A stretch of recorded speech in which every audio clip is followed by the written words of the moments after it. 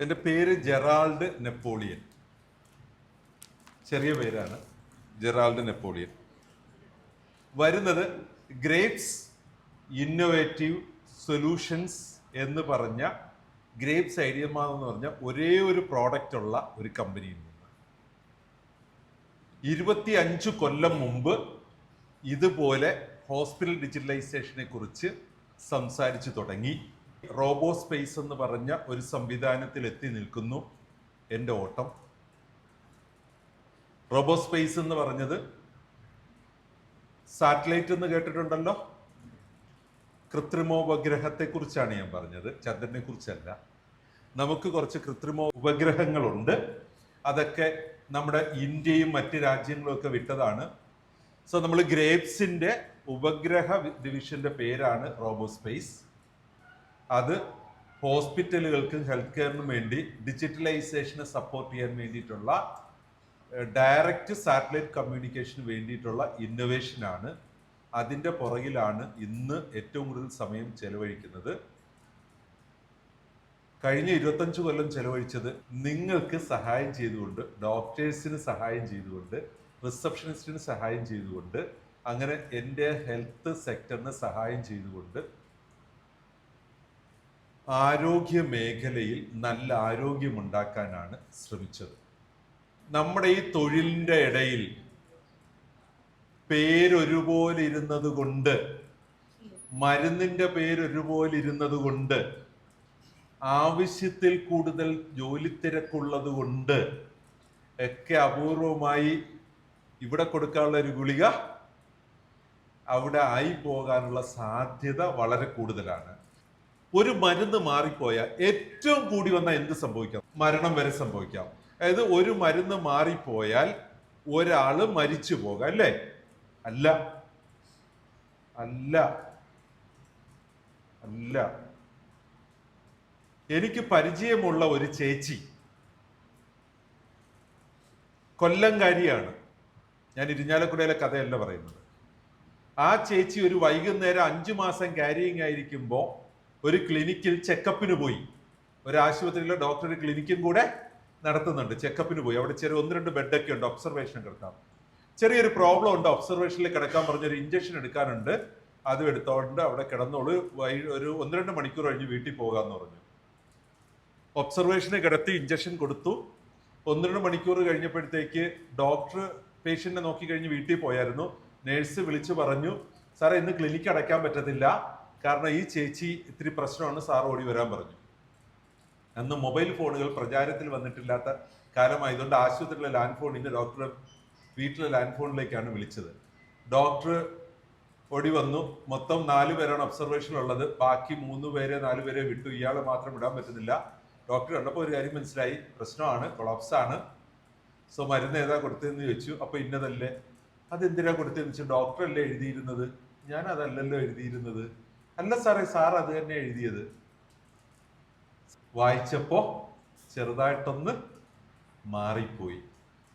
So അവിടുന്ന് അപ്പൊ തന്നെ നമ്മുടെ വീട്ടിലൊരാൾ വന്ന് പറഞ്ഞു, ആ ആൾക്കാരുടെ വീട്ടിൽ വന്നിട്ട് പറഞ്ഞു, നിങ്ങളുടെ കൊച്ചിനെ എത്രയും പെട്ടെന്ന് തിരുവനന്തപുരത്ത് മെഡിക്കൽ കോളേജിലേക്ക് കൊണ്ടുപോകേണ്ട അവസ്ഥയിലാണ്, കൊണ്ടുപോയിക്കോളാൻ പറഞ്ഞു.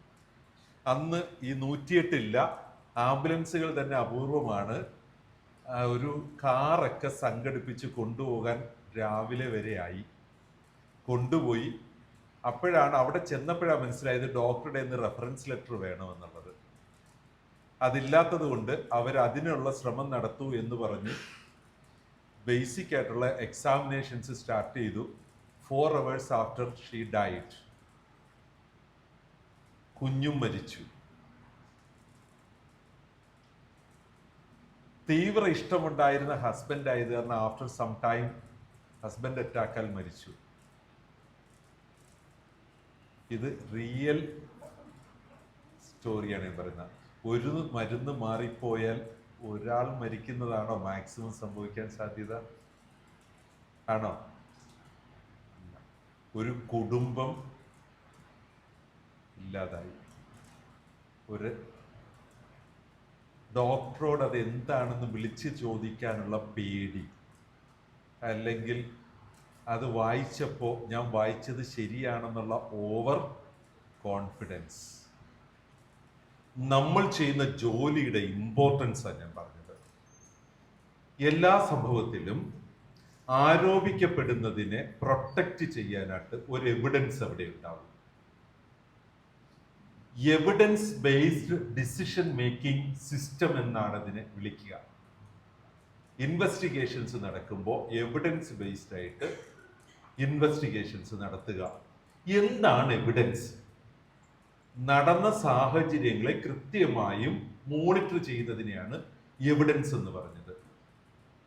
സർജിക്കൽ സൈറ്റ് ഇൻഫെക്ഷൻ ഉണ്ടായി എന്നെ ഡിസ്ചാർജ് ചെയ്ത് വിട്ടപ്പോൾ എൻ്റെ നേഴ്സസും ഡോക്ടറും അത് ശ്രദ്ധിച്ചില്ല എന്ന് പറഞ്ഞ് കോടതിയിൽ ഒരു കേസ് കൊടുത്താൽ ആ കേസ് നിങ്ങൾക്കെതിരെ വരുമ്പോൾ നിങ്ങളുടെ എവിഡൻസ് എന്താണ്? നിങ്ങൾ എല്ലാ ദിവസവും സർജറി കഴിഞ്ഞ പേഷ്യൻ്റ് ആയതുകൊണ്ട് സർജിക്കൽ സൈറ്റ് ഇൻസ്പെക്ട് ചെയ്തിട്ട് SSI നോ എന്ന് ഫയലിൽ എഴുതി വെച്ചിട്ടുണ്ടായിരുന്നു. പോകുന്ന ദിവസം വരെയും നിങ്ങൾ അത് ഇൻസ്പെക്ട് ചെയ്തതിന്റെ അടയാളമാണ് എന്ത്? SSI നോ എന്ന് എഴുതിയിരുന്നു. ക്ലിയർ? അപ്പൊ അതിനുശേഷം വന്നു എന്നതിന് എവിഡൻസ്. ഇനി ഞാൻ ഇതിന്റെ മറ്റൊരു സൈഡ് പറയാം.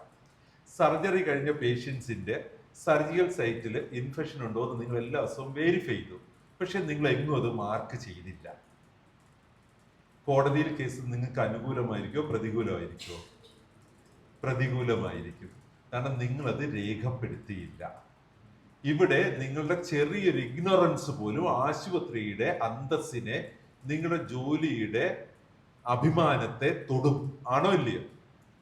അവിടെയാണ് നിങ്ങൾ അത് ഇൻസ്പെക്ട് ചെയ്തിട്ട് അവിടെ ഇൻഫെക്ഷൻ ഉണ്ടെങ്കിൽ യെസ്, നിങ്ങൾ ഒന്നും ചെയ്തില്ലെങ്കിൽ നോ എന്ന് തന്നെ വരുന്നെന്ന് സങ്കല്പിച്ചേ. ഡിജിറ്റലൈസ്ഡ് ആയാൽ നിങ്ങൾ സർജിക്കൽ സൈറ്റ് ഇൻസ്പെക്ഷൻ എടുത്തു, അത് മൈൻഡ് ചെയ്യാതെ വിട്ടു, ഓട്ടോമാറ്റിക്കായിട്ട് അയാൾ എന്ത് എഴുതും? SSI no. കാരണം നിങ്ങൾ റിയാക്ട് ചെയ്തില്ല. ക്ലിയർ? റിയാക്ട് ചെയ്തില്ല means nothing is there. Clear? ഇതിനെ ഡിജിറ്റലി എവിഡൻസ് എന്ന് പറയും. Digital evidence. നിങ്ങൾ ഉണ്ടായിരുന്നെങ്കിൽ, എന്തെങ്കിലും ഉണ്ടായിരുന്നെങ്കിൽ മാർക്ക് ചെയ്യുമായിരുന്നു എന്നാണ് അതിൽ എഴുതി വെച്ചിരിക്കുന്നത്. ഇപ്പൊ OPയിൽ വിസിറ്റ് ചെയ്ത പേഷ്യന്റിന്റെ ഫിസിക്കൽ എക്സാമിനേഷൻ നടത്തുമ്പം പാലർ S എന്ന് എഴുതിയിട്ടുണ്ടെങ്കിൽ ഓക്കെ, നമുക്ക് മനസ്സിലായി എന്താന്ന്. ഡോക്ടർ ചെക്ക് ചെയ്തു, ഒന്നും ഇല്ലാത്തതുകൊണ്ട് ഒന്നും എഴുതിയില്ല, അപ്പൊ ചെക്ക് ചെയ്തില്ല എന്ന് വരും. അവിടെ ബൈ ഡിഫാൾട്ട് എന്ത് വീഴണം? നോ.